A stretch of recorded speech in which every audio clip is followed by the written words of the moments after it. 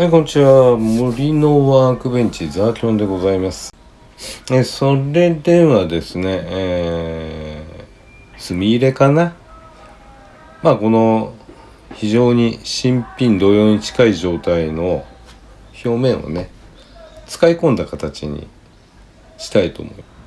おそらくね、映画でまた映画の話になっちゃうんだけど、おそらくね、ここの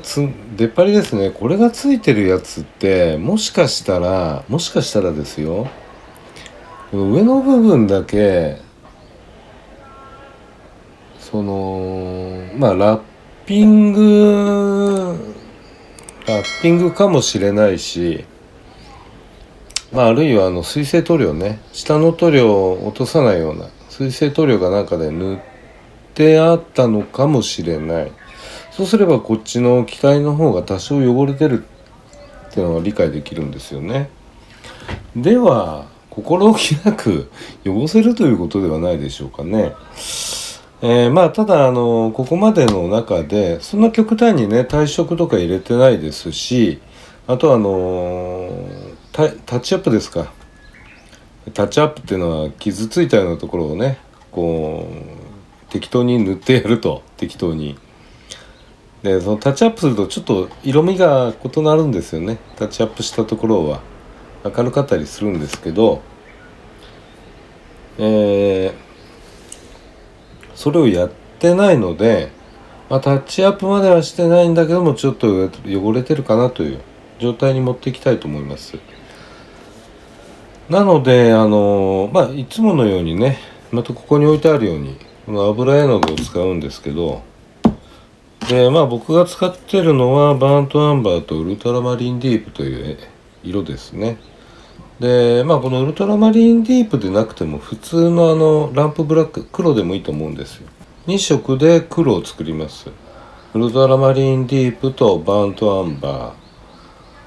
ー、いずれも若干透明性があるっていうかね、油絵の具自体非常に透過するっていうか濁ってないんですよね。透明度がある絵の具色で、この後ろにフューっていうのがつくとあまり透明じゃないよと、隠蔽力がある色ということになるんですけれどもね。でこの2色を混ぜて黒を作ってます。で、こっちにこう塗っていくんですけれども、塗っていくっていうかね、薄く溶いたのを流していくというか、そういう感じでやっていきます。でここにあるのはペトロールですね。揮発精油、これを混ぜて、これを絵の具にね混ぜて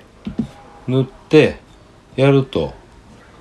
でこの揮発精油が乾いてで定着するっていうことですね。ただ前のライトニング P38 ライトニングでもお話したように、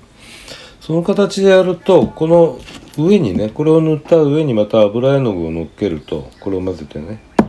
下のこれが落ちちゃうということなので、前のライトニングではこれにペインティングオイルを混ぜてたんですけど、今回はもうこれ一回きりでやっちゃうのでペトロールだけでいいです。この上にね塗料が乗ることはもうないですから、なので結構ねしゃびしゃびでいいと思うんですよ。なんすかね、例えば墨入れってパッと思いつくのがこういうのですよね。これですね、パネルラインアクセントカラー、あと他のメーカーですとパネライナーとかいろんなのがあると思うんですけれども、これはタミヤのですね。これもね多分これはエナメルになるのかな。これはエナメルになりますね。匂いどうなんだっけ。これはエナメルですね。灯油臭いんでね。こいつ今のタミヤのねこれだとこの辺にこうねやるとこうパネルに沿って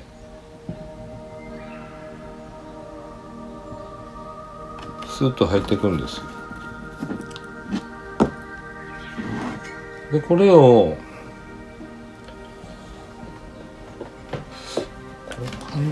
エナメルのシンナーでいいと思うんですけどね。まあ今ペトロール使うからペトロールでもいいんですけど、エナメル塗料はねこの油絵の具のペトロールで落ちちゃうんですよ。まあ、今ペトロールここに入れたんで、まあここにこうグレーが乗っかってますよね。このまあ余分なところについたのを筆で落とすようなイメージ、伸ばすようなイメージ、あとは移動するようなイメージ。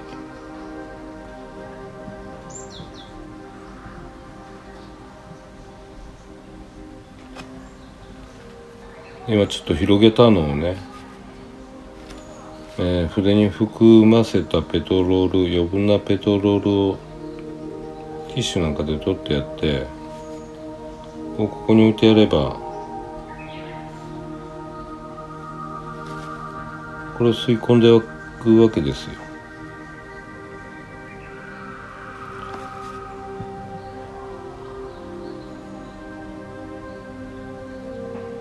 でこれで整理整頓、綺麗なところ、まあ表面は上の方は綺麗、それから溝の底の方はグレーが乗っかってると。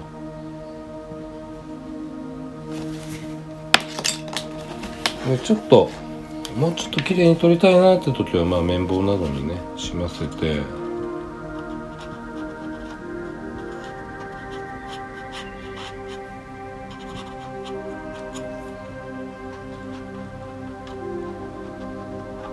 こうこすり落とすような感じで、こすり落とす時に一番最後はこう物理的な方向に、だから主翼、今の主翼ならばこう空気がこういう方向に流れますよね。で伸ばしてやると、あと乾いた筆でこういう風にやってやれば、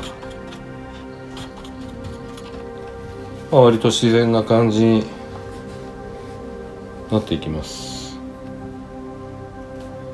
でまあこれと同じことをね油絵の具でもやるんですけど、油絵の具今回これでやるか。たまにエナメルで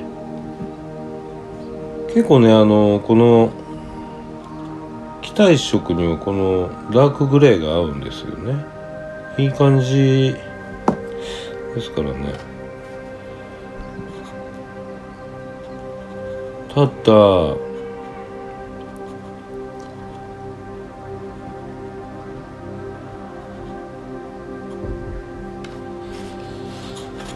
ですね、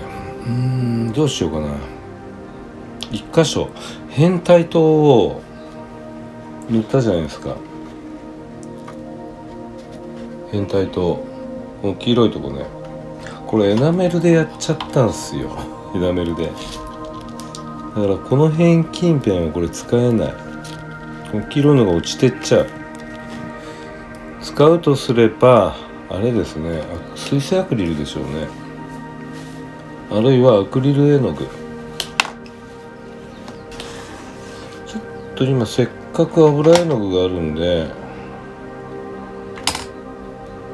油絵の具も使ってみようかな。エナメル塗料よりこの油絵の具の方が僕的には好きなんですよね。でまあこんな感じで2色を混ぜるんでね、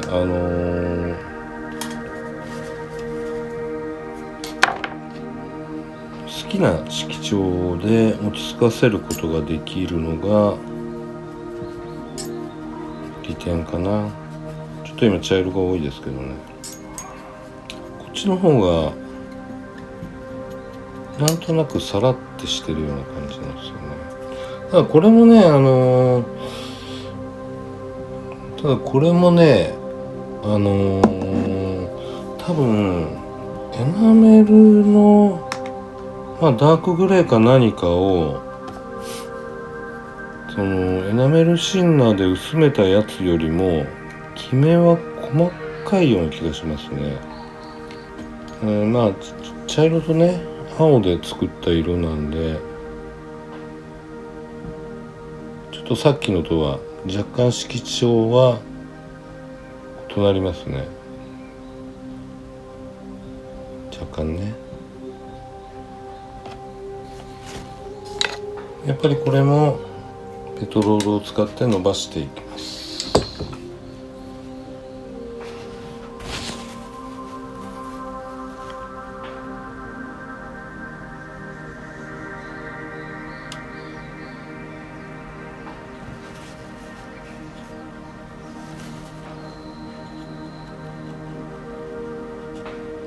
なんだろうな、こっちの油絵の具の方がね調整がしやすいような気が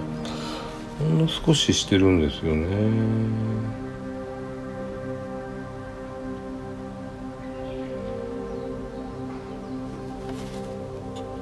あとはどこをどんな風にこう汚すかとか、どこをどんな風に黒くするか、それ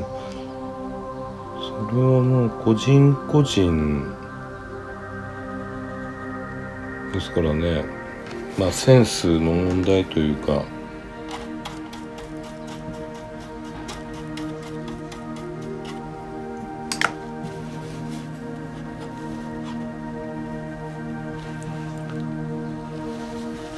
あとはちょっと大きな汚れにしたいところはもうこんな感じで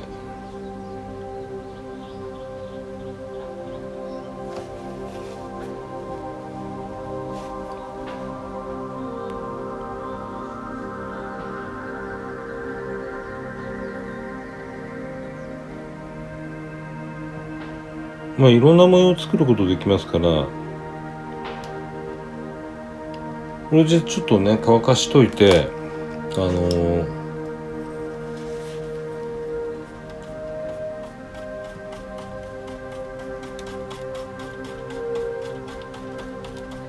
こんな感じ、ちょい重ねてみるか。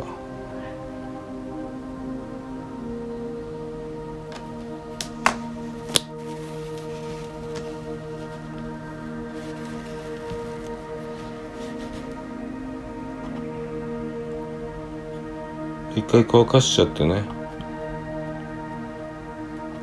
周りをぼかしてやるとか。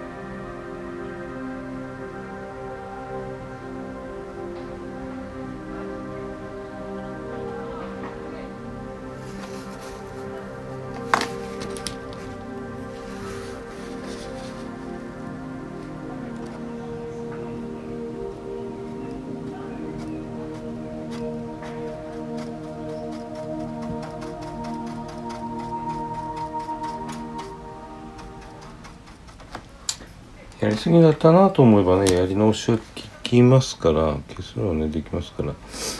でこれデカールはみんなクリアをトップコートを塗ってあるんで、これの影響を受けないですね。トップコートを塗ってないとデカールが壊れちゃいます。こんな感じでところどころ汚しながら、今のこのパネルラインの影の部分を黒くしていくっていうのを全体にね、機体全体に行うんですよ。あとはそうですね、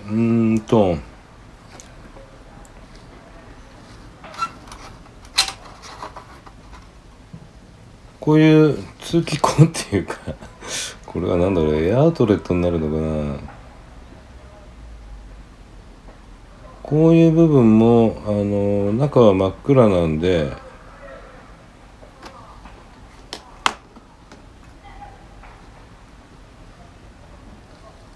そのあれですよ、エナメルの黒塗ってもいいぐらいですね。一旦で黒塗ってからこうエナメルシンナーをしませた綿棒で表面を落としてやると、綺麗に影の部分、中がこう暗くなってるように見えます。もちろんこういうとこなんでね、あれですね、いつも使ってるアクリル絵の具のなんだっけ、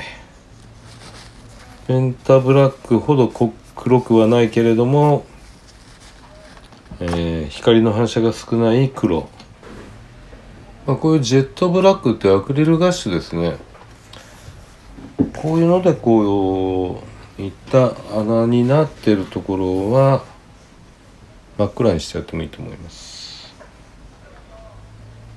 とりあえず機体全体を